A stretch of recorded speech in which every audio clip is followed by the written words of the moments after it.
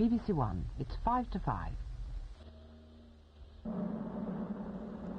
If, like me, you grew up in the 1970s, 80s or even early 90s, then Blue Peter would have been a staple of your after-school routine.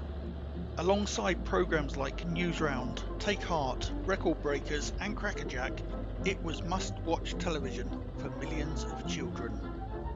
But what was it that made Blue Peter so special, and why has it remained such a strong memory for those who grew up with it?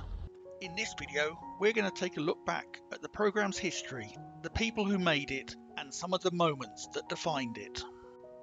Remarkably, Blue Peter first aired nearly 70 years ago, back in 1958, at a time when children's television was still finding its feet. In those early years, television in general was much more formal, and programmes tended to follow a fairly structured format. Blue Peter was created as a magazine-style programme, combining studio items, filmed reports and practical demonstrations into a single show.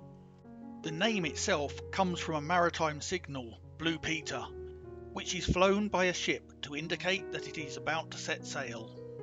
It was a fitting choice, as the programme set out to take its young audience on a journey, not just to entertain, but to inform and involve them as well. From the very beginning, Blue Peter was more than just about filling time after school. It aimed to encourage curiosity, creativity and a sense of participation, something that would become a defining part of the programme in the years that followed.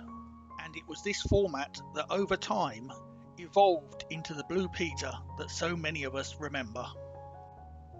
By the 1970s and 80s, Blue Peter had become something quite remarkable. It was being broadcast 2 or 3 times a week, often live, and at its peak it was drawing audiences of up to 8 million viewers per show. For a children's programme, that was extraordinary, and it meant that Blue Peter wasn't just something that you watched, it was something that millions of children were experiencing at the same time. Part of what made it so special was that live element. Things didn't always go to plan, and that unpredictability gave the programme a sense of energy that you just didn't get elsewhere. The format itself was simple but incredibly effective. There were studio items, filmed reports and the famous makes, where viewers were shown how to create something using whatever happened to be lying around at home. Toilet roll tubes, cereal boxes and of course that sticky back plastic, which seemed to feature in just about everything. It was a programme that didn't just entertain, it encouraged you to get involved, to try things for yourself and to feel like you were part of it. And for many viewers, that sense of involvement was made even stronger by something that became a badge of honour in its own right. One of the most memorable parts of Blue Peter was the badge. It was a simple idea, but for those who had one, it meant a great deal. The badge wasn't something you could buy, it had to be earned. Viewers would write in, sending drawings, stories or ideas, and if they were selected, they would be rewarded with their own Blue Peter badge. And that made it feel special. It wasn't just a piece of plastic, it was something you had worked for. For many children, it quickly became a bit of a status symbol. Having a Blue Peter badge meant something, and it was something you were proud to show. It also came with a practical benefit.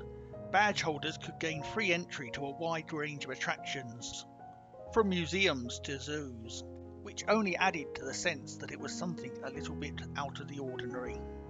But more than anything, the badge helped to create a connection between the programme and its audience. It made you feel like you weren't just watching Blue Peter, you were part of it. Did you or anyone in your family have a Blue Peter badge? Let me know in the comments and what you got it for. And that sense of connection didn't just come from the badge, it was built into every part of the programme. One of the most memorable examples of that was the annual charity appeals. Viewers were encouraged to take part in and run bring and buy sales, raising money for good causes, often in their own communities. It was a simple idea, but it made it feel like you were contributing to something bigger, not just watching from the sidelines, but actively taking part. That same sense of familiarity carried through into the programme itself. The Blue Peter Garden became a fixture of the show, changing with the seasons and giving viewers something recognisable that returned year after year. That sense of continuity was also reflected in the programme's famous time capsules. Over the years, Blue Peter buried a number of capsules filled with items that captured the moment, intended to be opened many years later, and many of which have now been opened. For viewers, it added to the feeling that the programme wasn't just something you watched in the moment, but something that stretched across generations. There were also traditions that marked out the rhythm of the year. The Christmas nativity scene and the lighting of the Advent candles were small moments, but ones that became part of the experience of growing up with the programme. And then there were the summer expeditions. These were something else entirely, taking the presenters out of the studio and into the wider world, whether that was climbing, sailing, or travelling further afield. For viewers at home, they offered a glimpse of adventure and a sense that the programme wasn't limited to the studio, it could take you anywhere. But at the heart of it all were the people who brought it to life. Over its long history, Blue Peter has had more than 40 presenters, from its earliest days with Christopher Trace and Layla Williams, through to more recent faces like Hacker T-Dog, with each one bringing something different to the programme. But for many viewers, particularly those who grew up in the 70s, there is a core group who really defined what Blue Peter was. Presenters like John Noakes, Peter Purvis, Valerie Singleton, Leslie Judd and later Simon Groom became familiar faces, not just on television, but as a part of everyday life. There was a natural chemistry between them, and a sense that what you were watching was genuine. They weren't just reading from a script, they were reacting to what was happening around them, especially when things didn't quite go to plan. As the programme moved into the 80s and early 90s, that tradition continued with presenters who stayed long enough to become just as recognisable to a new generation. Names like Peter Duncan, Sarah Green, Yvette Fielding, John Leslie and Diane Louise Jordan became part of that continuity, famous faces who viewers would see week after week. It meant that while the programme evolved over time, it always retained that sense of familiarity, with presenters who felt less like television personalities and more like part of the furniture of growing up. Alongside the presenters, there were also familiar contributors who became part of the programme's identity. Figures like Percy Thrower, who brought his gardening expertise to the show, and longtime editor Biddy Baxter, who played a key role behind the scenes, helping to shape the programme into what it became. But for many, some of the strongest memories of the show aren't of the presenters at all, but of the animals that became just as much a part of Blue Peter. From the early days, pets featured regularly on the programme, and over time, some of them became stars in their own rights. There have been parrots, tortoises, cats, and of course dogs, which have become some of the biggest stars of the show. One of the earliest and most well-known of the Blue Peter dogs was Petra, the programme's original dog, who remained a familiar presence for many years and became closely associated with the show during its early decades. So much so that after her death, a bronze bust of her was erected in the Blue Peter Garden. She was followed by dogs like Border Collie Shep, who for many viewers of the 1970s was as big a part of the programme as her handler John Noakes, and later still, Goldie and Bonnie, with each of them forming a long line of much-loved companions. Alongside the dogs, there were cats such as Jason, Jack and Jill, and Socks, who also featured for many years, adding to that sense that anything could happen when animals were involved. There were even traditions built around the Blue Peter animals, such as the annual hibernation and waking of the programme's tortoise. Small moments perhaps, but ones that became part of the rhythm of the show. Like so much of Blue Peter, these weren't just one-off appearances, they were recurring features that built up over time, creating a sense of familiarity and connection for viewers watching at home, many of whom perhaps couldn't have pets of their own.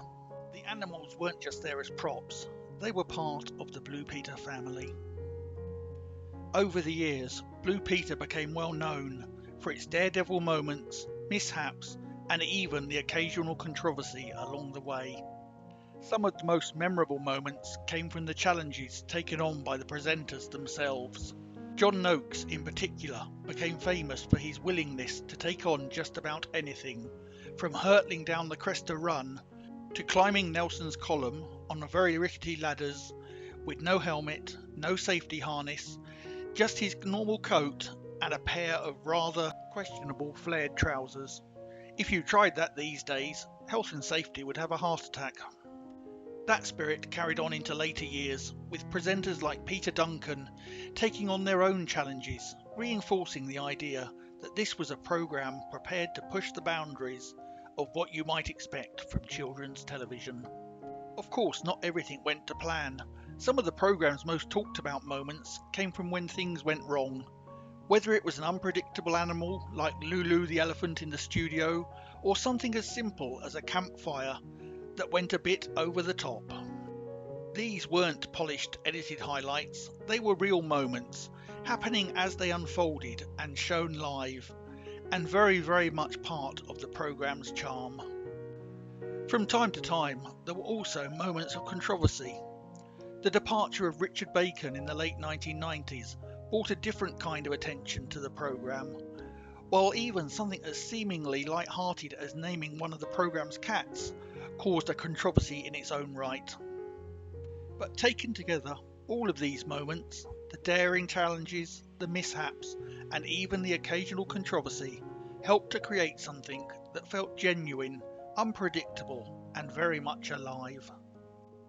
Blue Peter is still being produced today and continues to introduce new generations to the programme, but it is a shadow of the live midweek show watched by millions at the same time in the 70s and 80s. This isn't a criticism of Blue Peter itself or the people who make it, but on how television, the way we watch it, and even childhood itself has evolved over time. In many ways, Blue Peter is a product of a different era. One with fewer channels, no streaming, and a sense that if you missed something, it was gone. Nowadays, with on-demand viewing, a far wider choice of programs, and distractions like games consoles, the internet and mobile phones, it's perhaps no surprise that it is no longer the shared viewing experience it once was. And perhaps that's part of why it remains so fondly remembered.